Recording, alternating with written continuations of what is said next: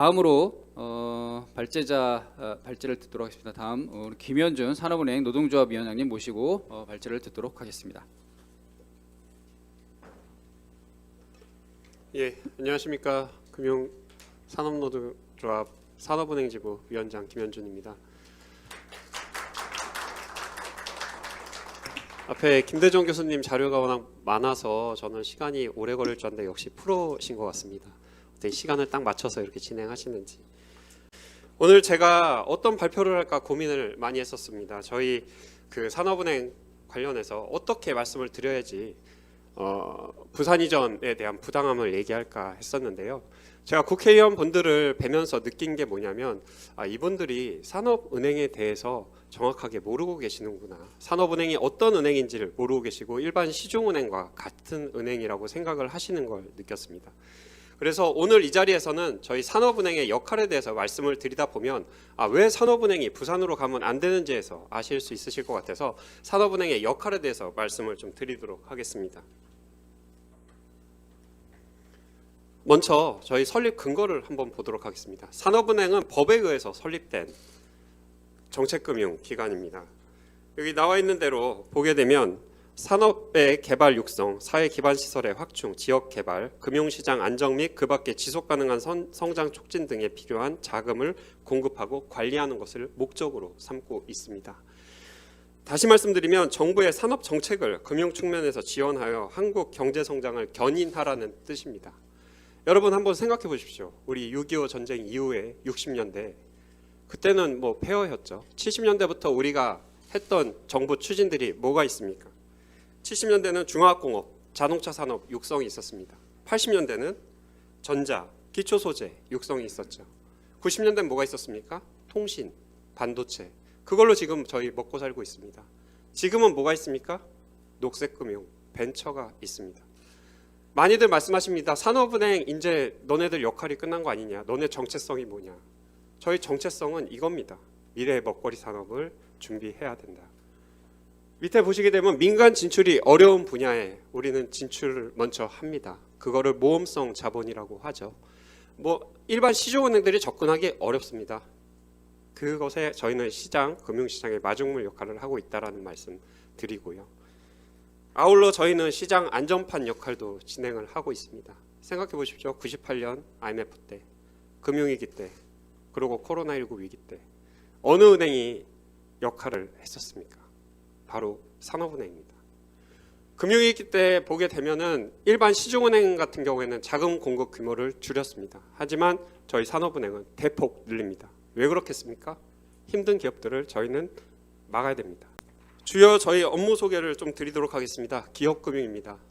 제가 그 설명을 드릴 때 자주 말씀드린 게 뭐냐면 저희 산업은행은 시장에서 수익을 거양해서 정책금융에 써야 된다라고 말씀드립니다. 여기서 제가 한번 질문 드려볼게요. 기업금융, 정책금융입니까? 상업금융입니까? 뭐라고 생각하십니까? 자, 좀 어려우시면 60년대, 70년대를 한번 돌아가 보시죠. 당시의 기업금융, 정책금융이었겠습니까? 상업금융이었습니까? 당시는 개인금융 하기도 바빴습니다. 우리나라에 자본도 없고 했었습니다. 당시의 기업금융이라는 것은 정책금융입니다. 당시에 아마 지금의 벤처기업 투자하듯이 생각을 해보시면 될 것 같습니다. 말씀드리고 싶은 거는 정책금융이란 거는 시대와 상황에 따라서 달라집니다. 지금도 기업금융, PF, 정책금융이 될 수도 있고 상업금융이 될 수도 있습니다.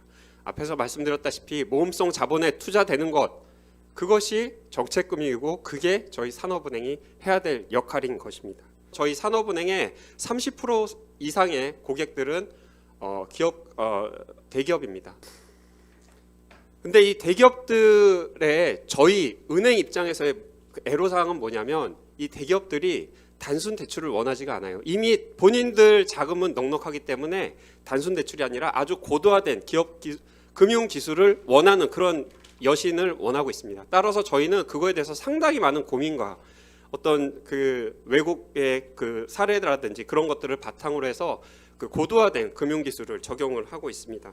여기 보시게 되면 수소경제, 녹색금융, 친환경 소재, 일반 은행들이 접근하기 어려운 부분, 다시 말씀드리면 정책금융 부분에 저희 산업은행은 지원을 하고 있습니다.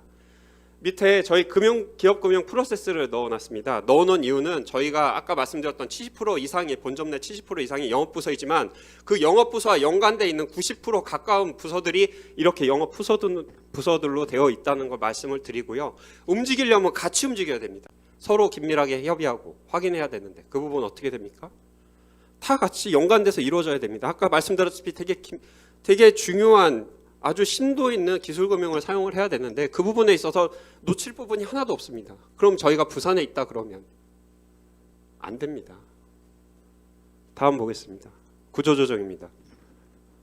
과거 IMF라든지 금융위기 때 보게 되면은 건실한 기업도 외환시장의 위기라든지 아니면 뭐 금리로 인해서 그러니까 외부의 조건에 의해서 건실한 기업도 흔들렸었죠. 그때 저희가 바로 투입이 돼서 재무구조 개선하고 유동성 확보하는 등 저희 노력을 많이 해서 보시게 되면 하이닉스, 동부제철, LG카드 지금 다 저희가 제대로 조정해서 시장에서 지금 활성화되고 있지 않습니까? 저희가 이렇게 긴급한 상황이 생기게 되면 국가 핵심 산업 보호랑 금융시장 혼란 방지를 위해서 시장 안전판 기능을 한다는 거 앞에서 말씀드렸습니다.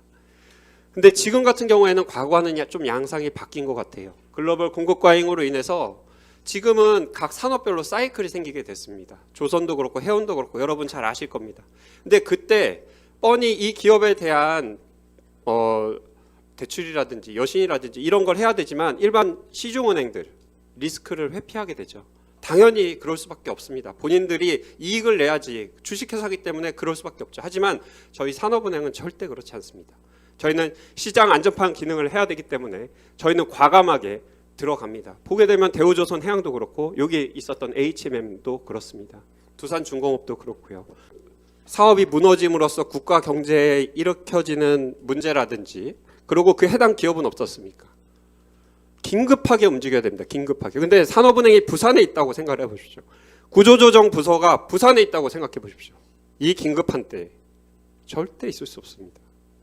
수차례 회의가 있습니다. 하루에 한 번 회의 끝나고 그러지 않습니다. 하루에도 수차례 만나서 회의를 해야 되고요. 정부기관과도 협의해야 되고요. 해당 차주사랑도 협의를 해야 되고요. 또 대주단끼리 어떻습니까? 서로 이걸 어떻게 해야 될지 긴급하게 100번 이상의 회의가 이루어집니다. 부산에 있는 게 맞습니까? 한번 여쭤보고 싶어요. 산업은행이 부산에 있는 게 맞습니까? 다음 보겠습니다. 투자 부분입니다.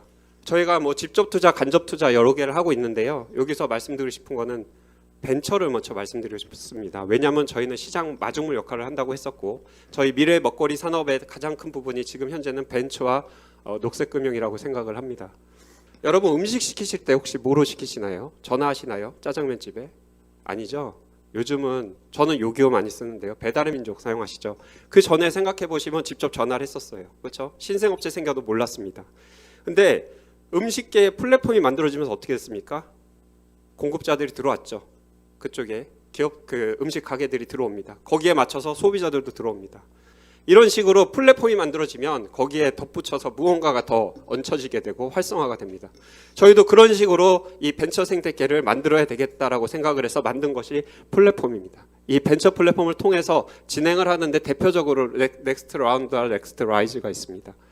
넥스트 라운드 같은 경우에는 주 3회 실시를 하게 되고요. 여기 나와 있지만 636라운드가 현재까지 개최가 됐습니다. 645개사가 4조 9천억 원 투자 유치 받았습니다. 저희 개인적으로도 투자할 수 있지만 더 많은 VC와 벤처 기업들이 만나서 좀 더 효율적으로, 좀 더 효과적으로, 좀 더 크게 갈 수 있는 방향에 대해서 저희가 모색을 하게 됐던 거죠. 국내 최대 벤처 라운드입니다. 근데 국내에서만 머무르면 안 된다고 생각을 했고요. 그럼 해외와의 연계도 중요하다고 생각했습니다. 그래서 마련한 게 넥스트 라이즈입니다. 이거는 큰 행사기 때문에 1년에 한 번 이루어지게 됩니다. 국내 최대 규모고요. 연 1회이기 때문에 지금 현재 5회차 들어가고 있습니다. 올해 하게 되면 5회차가 될 겁니다. 저희 수석부위원장이 이거 담당을 했었습니다. 지금 현재는 저희 지금 조합에 들어왔었지만 전화할 때마다 저녁 자리를 하고 있어요. 약속을 잡으려도 약속을 잡을 수 없어요. 왜 그럴까요? 다들 그런 말씀 하십니다. 금융산업은 네트워크 산업이다. 금융은 사람이 움직여야 된다. 그 분의 행동을 보면 알 수가 있어요.